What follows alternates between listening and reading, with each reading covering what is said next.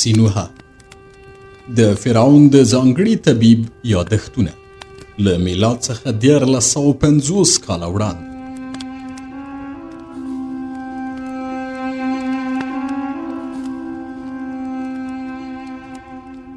شپږ څلوېښتم څپرکی د جنګ د الهي د معبد پرانستل.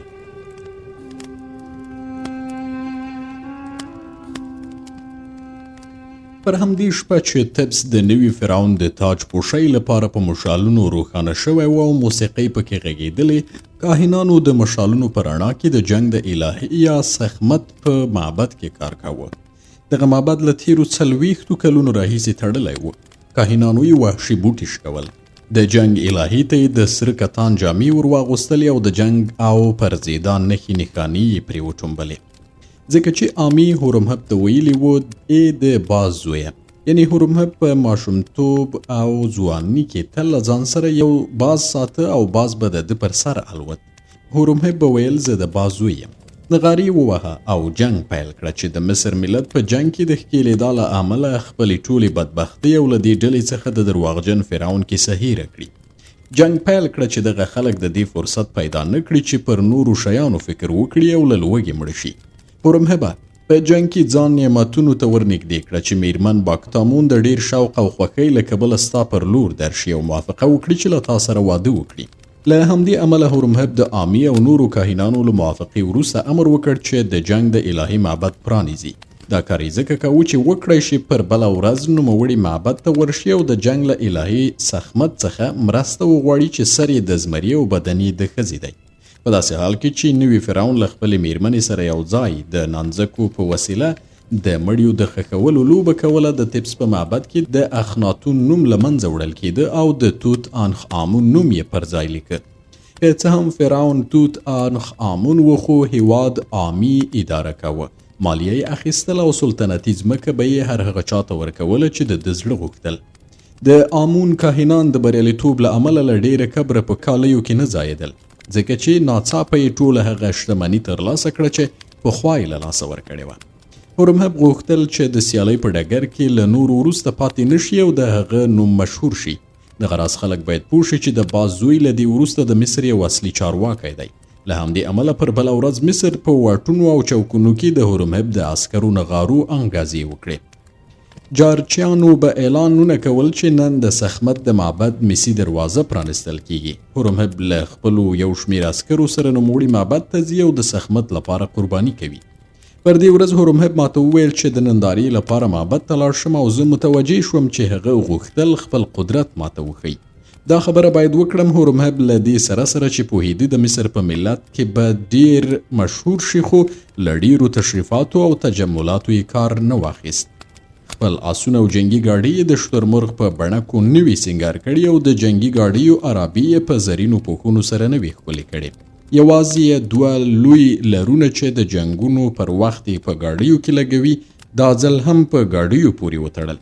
د هغه په ګاډۍ پسې نیزه لرونکي عسکر روان ول او د هغوی پوځي پریډ پر هغه واټ انګازې کولې چې په کاڼو پوښل شوی و. له نیزه لرونکو عسکرو وروسته تورپوستي عسکر راغلل او د دې لپاره چې خپل پوځي ګامونه یو شان کړي داسې ډولونه یې غږول چې د انسان پوستکي یې پرې غوړولی و. خلک ترهېدلي ول او د هورمهب عسکرو ته یې حق پک کتل چې له ډېره مړښته یې مخونه ځلېدل او پوهېدل چې د دوی برخه خواړه هم عسکر خوري. کله چې هورمهب د معبد په مخ کې ودرېد او پر ځمکه یې ګام کېښود، نو خلکو د هغه لوړ قد او پراخه سینه ولیده. ما ته په مبهم ډول دا احساس پیدا شو چې د هغوی بدبختي لا نه ده ختمه شوې او لا هم پر خپل حال پاتې ده. هورمهب له خپلو قمندانانو سره یو ځای معبد ته ننوت او کاهنانو په داسې حال کې د هغه هرکلی وکړ چې لاسونه یې په وینو سره کړي ول. د مصر له بوډاګانو پرته چې مخکې یې دغه مراسم لیدلي ول، زه او زما په څېر ډېر نور نه پوهېدل چې د جنګ د الهي معبد څنګه پرانستل کیږي. نو چې کله مې د معبد د کاهنانو په وینو ککړ لاسونه ولیدل، حیران شوم. بیا مې ولیدل چې کاهنانو هورمهب د سخمت د مجسمې پر لور بوت. سخمت هغه الهه و چې د زمري په شان سر او د ښځې په شان سینې او تیونه یې درلودل. په دې ورځ یې د هغې ارغواني جامې په وینو سرې کړې او لندې کړې وې. د معبد هغه برخه چې د سخمت مجسمه پکې ولاړه وه سمه روښانه نه وه او داسې ښکارېده چې هورمهب هڅه کوي سخمت پر رډو سترګو وګوري. کاهنانو د مجسمې په مخ کې هورمهب ته 3 زړونه په لاس کې ورکړل او هغه ته یې وویل چې هغه د محراب په مخ کې ټینګ کړي. ما په لومړي سر کې فکر وکړ چې دا به د سخوندر یا پسه زړونه وي، خو کله چې ښه ځیر شوم ومې لیدل چې د انسان زړونه دي. کله چې هورمهب د انسان زړونه په منګولو کې پر محراب ټینګ کړل، له زړونو څخه وینه راووتله. په دې وخت کې کاهنان د هورمهب او مجسمې پر شاوخوا ګډېدل. په وینو سرې چړې پر خپلو تندیو وهلې، له سر او تندیو یې وینې بهېدلې او پر سپینو روحاني جامو یې تویېدلې. دغه منظره ډیره بوږنونکې وه او په کورنیو جنګونو کې د تبس د اموژنې په شان حالت یې رامنځته کړ. کاهنانو په ډله توګه د نڅا پر وخت دغه ذکر لوست: ای هورمهب، د باز زویه، له جنګه بریالی راستون شه چې سخمت له خپل ځایه راکوزه شي او تا لوڅ په غېږ کې ونیسي.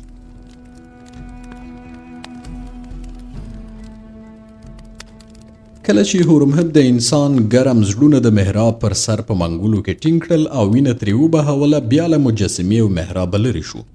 کاهنانو په نڅا سره په داسې حال چې مخ او جامې سرې شوې وې هغه بدرګه کړ. هورمهب له معبده ووت، په خپله ګاډۍ کې سپور شو، بیا یې د مصر ملت ته مخ واړاوه، خپل دواړه لاسونه یې خلکو ته وښورول او په لوړ غږ یې وویل: ای د مصر ملته، غوږ ونیسه او زما خبره واوره. زه هورمهب د باز زوی یم چې د مصر بریالیتوب مې په لاس کې دی. د هغو ټولو کسانو سره چې له ما سره په سپېڅلي جنګ کې ګډون کوي ژمنه کوم چې هغوی ته به تلپاتې ویاړ ور په برخه شي. همدا اوس په سینا صحرا کې د هاتي جنګي ګاډیو حرکت پیل کړی او مخکینی ځواک یې په کوز مصر کې په لوټمار او وژنو بوخت دی. مصر هیڅکله داسې خطر نه ولیدلی او د دغه خطر په پرتله چې نن سبا مصر ګواکې په پخوا وخت کې پر مصر د هکسوس د قبایلو یرغل بې اهمیته دی. د هاتي لښکرې مصر ته رارسېدلي دي او تاسې نه پوهېږئ چې هغوی څومره بېرحمه دي او څه ډول به د مصر د ملت ریښې وچې کړي. کله چې د هاتي عسکر هر ښار ته ورسېږي هغه به وران کړي، ټولې ښځې او نجونې به اسیران او د ځان وینځې کړي، ټول پاتې نارینه به ړانده کړي چې وکړی شي په ژرندو کې ترې کار واخلي او یا د غوړیو په کارخانو کې پرې ژرندې وګرځوي. ټول ځوان هلکان به اسیران کړي او د مریانو په بازار کې به یې خرڅ کړي. چیرته چې د هاتي د عسکرو ګاډۍ ورسېږي تر یوه نړیوال کاله به هلته بوټي زرغون نه شي. له همدې امله زه اعلان کوم چې باید دغه بېرحمه دښمن په وړاندې دغه سپېڅلی جنګ پیل شي. دغه سپېڅلی جهاد هغه جنګ دی چې موږ یې د خپلو ښځو، بچیانو، لوڼو او هوښیارو نارینه‌وو او د خپلو خدایانو د ساتلو لپاره پیلوو. زه تاسې ته ډاډ درکوم چې کله په خپله خوښه دغه جنګ ته لاړ شئ، نو نه یوازې دا چې د هاتي عسکرو ته به ماتې ورکړو، بلکې سوریه به هم بیرته ترې ونیسو. د پخوا په شان به هر مصری له مصر سره د سوریې له یو ځای کېدا ګټه واخلي او د هر مصري کور به د پخوا په شان له غنمو او د وربشو له اوبو ډک شي. ای د مصر ملته، د کمزورتیا او خوارۍ یوه اوږده پړاو خپلې سپېرې اغېزې پرېښودې او د مصر دښمنان نور هم سپین سترګې شول. دوی له موږ څخه نه یوازې سوریه ونیوه، بلکې اوس نیت لري چې توره خاوره او زموږ خدایان هم راڅخه واخلي. دوی غواړي د آمون او نورو خدایانو کورونه وران کړي او په نیل سیند کې د اوبو پر ځای وینه وبهوي. ترازو یعنی ساعت وایي چې د پاڅېدا، روانېدا او د وینې د بهېدا وخت دی. هر څوک چې په خپله خوښه له ما سره روان شي یو کندو ډک غنم به ترلاسه کړي او په جنګي غنیمتونو کې به شریک شي. که کوم سړی ونه غواړي چې له ما سره په جنګ کې برخه واخلي، زه به یې په زور د بارونو د لیږدولو لپاره له ځان سره بوځم او که هغوی وغواړي یا ونه غواړي په جنګ کې به برخه واخلي. دوی ته به بیا نه یو کندو غنم ورکول کېږي او نه به په راتلونکي کې جنګي غنیمتونه ورکړل شي. دغه راز به د جنګ په اوږدو کې پر پنډیتوب سربیره زموږ د عسکرو سپکې سپورې هم اوري. زه هیله کوم هر مصری نارینه چې توره یا نیزه چلولی شي باید حرکت وکړي او له ما سره د جنګ ډګر ته لاړ شي. اوس موږ د هغو کسانو د ځیل، سستۍ او غفلت له امله چې مخکې په مصر کې حکومت کاوه هیڅ هم نه لرو. کښتۍ لکه وږې تمسا په موږ پسې ده، خو که بریالي شو د دې سبب به شي چې غنم، اوربشې او پریمانه فلزات ولرو. هر څوک چې په دې جنګ کې ووژل شي نیغ په نیغه به لویدیځې نړۍ ته ځي او د مصر خدایان به یې تر قیامته پورې ملاتړ کوي. هر څوک چې ژوندي پاتې شي زموږ د ګټو او بریالیتوبونو شریکان به وي، خو د بریالیتوب لپاره باید ډیره سرښندنه وکړو. د شاهین زوی هورمهب وایي: ای د مصر میرمنو، د غشو لپاره لیندې جوړې کړئ او که د بوټانو تارونه او د حیواناتو کلمې نه لرئ، له خپلو زلفو او ویښتانو څخه لیندې جوړې کړئ. ای د مصر میرمنو، خپل میړونه او بچیان د جنګ ډګر ته واستوئ او تاسو یې د مصر نارینه و هر ډول فلز چې لرئ نیزې او غشې ترې جوړې کړئ او له ما سره لاړ شئ چې زه مو په داسې جنګ کې شریکان کړم چې لا یې په نړۍ کې ساری نه دی لیدل شوی. هورمهب وایي په دې جنګ کې ستر فرعونان او ټول خدایان په تیره بیا آمون زموږ ملاتړی دی او موږ به د هاتي لښکرې داسې وځپو چې د تیښتې پر وخت د مخ ګرځولو جرأت ونه کړي. موږ به یې تعقیب کړو او د سینا او سوریې ځمکه به د هغوی په وینو سره کړو چې په وینې سره د مصر حیا بیرته واخلو او بې غیرته یې ووینځو. ای د مصر ملته غوږ ونیسئ. د باز د زوی د راتلونکي جنگ د فاتح او هورمهب خبرې خلاصې شوې.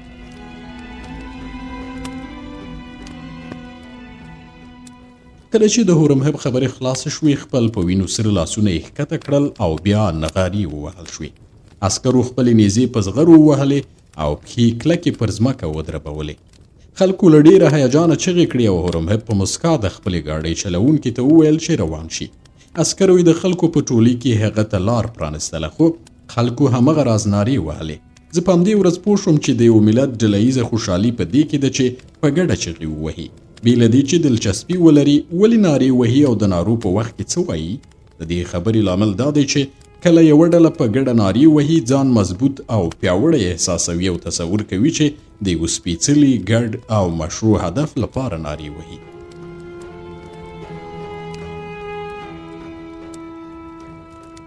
هورمهب د نیل پر لوري لاړ چې په خپله بیړۍ کې سپور شي او د کوز مصر پر لور روان شي.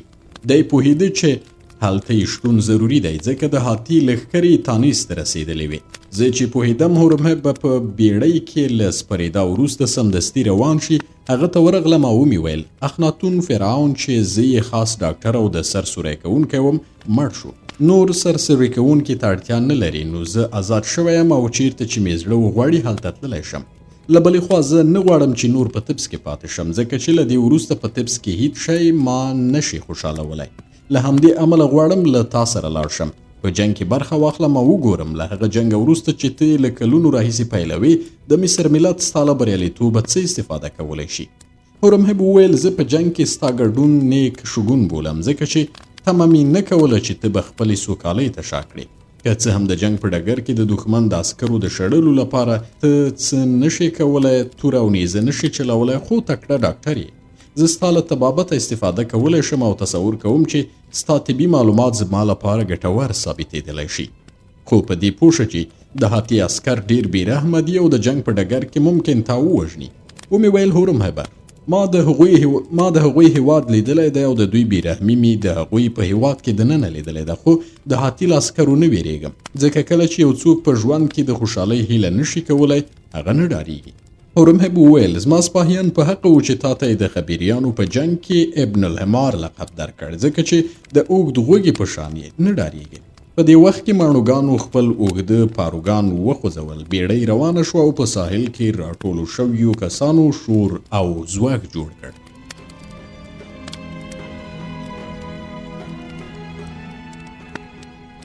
هورمهب هغوی ته وکتل او ژوره ساه یې واخیسته. بیا یې وویل هغه خبرې چې ما مخکې په خپله وینا کې وکړې پر دوی یې ښه اغېز کړی دی.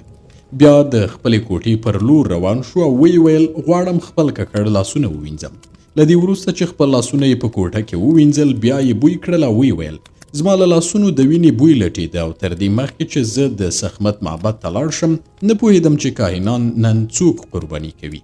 د هغوی دغه کار هم سم و ځکه چې له 40 کلونو راهیسې د هغوی د معبد دروازه نه وه خلاصه شوې او هیله یې کوله چې د معبد د دروازې له پرانیستلو وروسته د جنګ د الهې لپاره په زړه پورې قرباني وکړي. له همدې امله یې د معبد د دروازو تر خلاصولو مخکې له ما وغوښتل چې د هاتي او سوریې څو تنه اسیران هغوی ته وسپارم. کله چې مې واورېدل کاهنانو پر دې ورځ څو تنه د سخمت لپاره قرباني کړي دي زما زنګنونه ورېږدېدل. که څه هم ما په معبد کې د انسان زړونه ولیدل چې هورمهب ته یې ورکړل چې پر محراب یې ټینګ کړي او وینه یې بهر راوځي خو له ځان سره مې فکر کوه او ځان ته مې ډاډ ورکوه چې د انسان زړونه ښایي په داسې ډول چې زه به ترې خبر نه یم کاهنانو ته رسېدلي وي. خو د هورمهب خبرو زما شکونه لرې کړل او پوه شوم چې د سخمت کاهنانو د هاتي او سوریې اسیران په معبد کې وژلي او زړونه یې هورمهب ته ورکړي چې وینه یې د جنګ الهې ته ډالۍ کړي. هورمهب وویل کله چې کاهنانو ماته وویل چې څو تنه اسیران ورکړم نه پوهېدم چې هدف یې څه دی خو کله چې مې د محراب په مخ کې د هغوی زړونه ولیدل حیران شوم. خو بیا مې سخمت په دې قربانۍ راضي وي او له موږ سره مرسته وکړي، نو زه دې پیښې ته چندانې توجه نه کوم، ځکه اوس موږ د ټولو خدایانو مرستې ته اړتیا لرو، هغه که نارینه دي یا ښځینه. خو په دې هم پوه شه چې زما لپاره د یو زړور عسکر په لاسونو کې یوه خوځېدونکې نیزه او تیره توره له ټولو نارینه او ښځینه خدایانو څخه ډېر برکتونه او ارزښت لري. د دې قربانۍ ارزښت په دې کې دی چې کاهنان راضي شوي او نور به موږ په کراره پرېږدي. کله چې زه د جنگ ډګر ته ځم د جنگ د جبهې له شا څخه به ډاډه یم او په دې پوهیږم چې د معبد کاهنان به نه خلک پاروي او نه به ستونزې راټوکوي.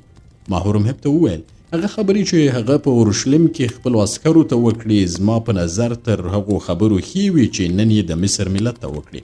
هورمهب وویل هغه خبرې چې د جنگ په ډګر کې د عسکرو لپاره کېږي له هغو خبرو سره باید ډېر توپیر ولري چې یو ملت ته کېږي، ځکه چې عسکر په تشو خبرو او وعدو نشو غولولی. په داسې حال کې چې ملت احمق دی او د هر ملت فطري ځانګړتیا همدا حماقت وي. په ډېرو ښکلو او غوره جملو چې زرګونه یې د یوې ټنګې ارزښت نه لري غولیږي، اهمیت ورکوي او تصور کوي چې په دې جملو سره نړۍ بدلولی شي. د دې لپاره چې پوه شي یو ملت څومره احمق دی یو شاهد درته وړاندې کوم او دلیل یې همدغه وینا ده چې ما نن وکړه.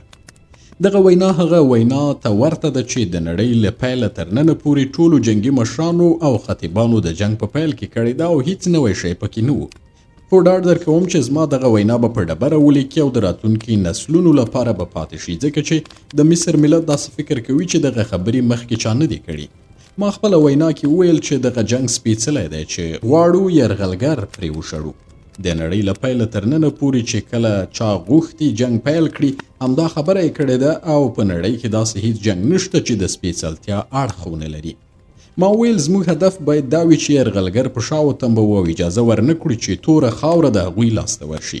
د دې لپاره چې ملت وډاروم نو د هاتي خطر مې تر هغه ډېر وښود چې اوس دی. زه نه وایم چې د هاتي د شړلو نیت نه لرم، هغه خبرې چې ما وکړې سمې وې، خو د هاتي شړل زما وروستی هدف نه دی، بلکې اصلي هدف او موخې ته د رسیدا لپاره دا کار راته یوه وسیله ده. زما هدف دا دی چې بریالیتوب ترلاسه کړم او وویاړم، ځکه چې خپله قومنداني ثابته کړم او بیا میرمن باکتامون په غېږ کې ونیسم.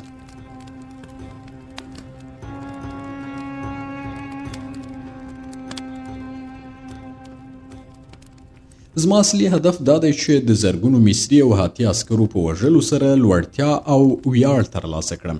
ملت ماته د یوه خدای په سترګه وګوري او هیڅکله یوه شهزادګۍ له ما سره واده کولو څخه ډډه ونه کړي، بلکې په اپوټه په دې وویاړي چې زه یې ورور شم. ما وویل دغه جنگ له مصره د دښمن د ایستلو لپاره یو دفاعي او سپېڅلی جنگ دی. هغه وویل خو له دې وروسته چې هاتي مې شاتګ ته اړ کړ سوریه به ونیسم. له سوریې وروسته که وکړی شم ټوله نړۍ به ونیسم. په هغه وخت کې به د دغو جنګونو نوم سپېڅلي جنګونه کېږدم او ملت د فطري حماقت له امله پرې پوره باور کوي. په جنگ کې د خدایانو په مرسته باور نه لرم، ځکه چې خدایان نشي کولی چې ځان وساتي. دا خو لا پرېږده چې په جنگ کې له موږ سره مرسته وکړي. خو نن مې د مصر د ملت پر وړاندې په خپله وینا کې په جنگ کې د بریالیتوب لپاره له خدایانو مرسته وغوښته، ځکه چې پوهیږم د مصر ملت ساده او کم عقل دی او د دې خبرې په اورېدو سره خوشحالیږي. دوی فکر کوي چې خدایان به له موږ سره مرسته وکړي، د هغوی مرسته به په جنگ کې اغیز وکړي. په تیره بیا دا چې له ما خوشحالیږي، ځکه تصور کوي زه هم د هغوی په شان احمق او کم عقل یم چې د خدایانو مرستې ته هیله وکړم.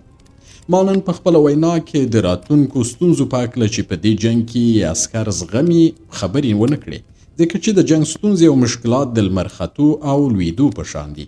کله چې وخت را ورسیږي په خپله پیدا کېږي او دا اړتیا نشته چې تر هغه مخکې خلک له دې وویروم چې بیا عسکر شي. نن ما خپل یو شمیر کسان د خلکو په منځ کې درولي ول چې د خوشحالۍ نارې وکړي او زما لپاره شور او ځواک جوړ کړي. دغه کار ټولو هغو کسانو کړی چې تر دې مخکې د خلکو لپاره ویناوې کړي دي، ځکه چې ملت دومره ساده او بې شعوره دی چې نه پوهېږي خبرې چې دوی اورېدلې دي سمې دي که نه. بله خبره دا ده چې یو شمیر داسې کسان باید وي چې د خوشحالۍ نارې وکړي چې نور د خبرې پر ښېګڼو یا بدو باندې پوه نشي او هغوی هم د چغې وهونکو تقلید وکړي.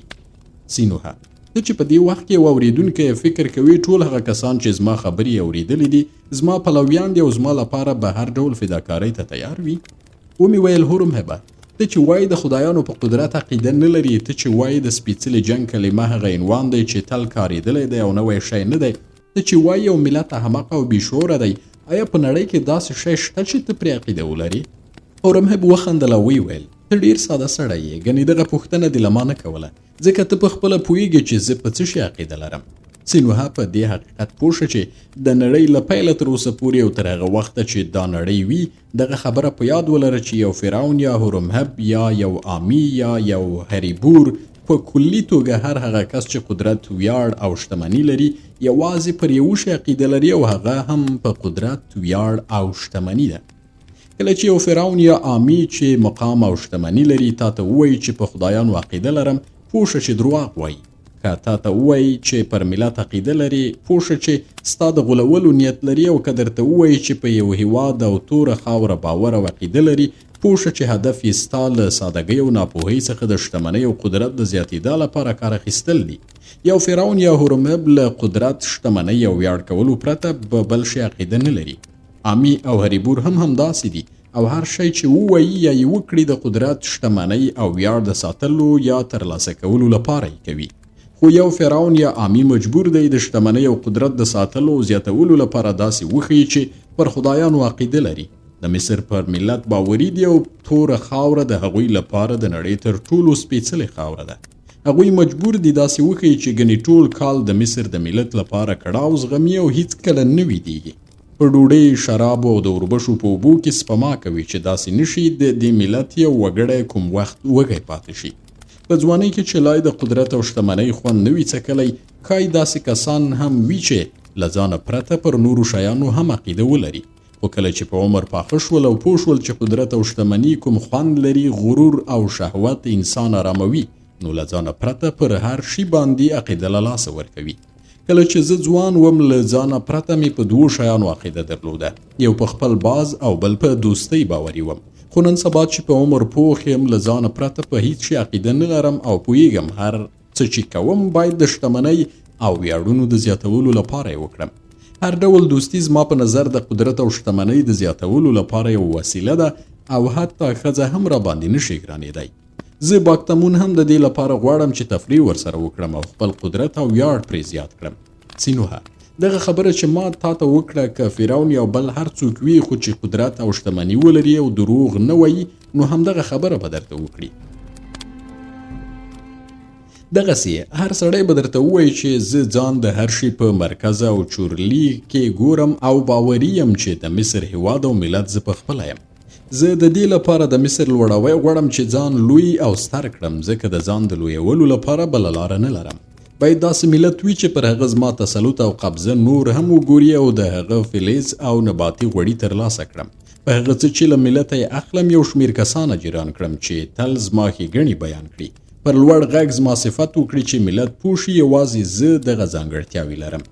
دغو خبرو پر ما اغیز ونه کړه او ښایي له دې امله یې اغیز نه وي کړی چې ما په ځوانۍ کې هورمهب لیدلی و.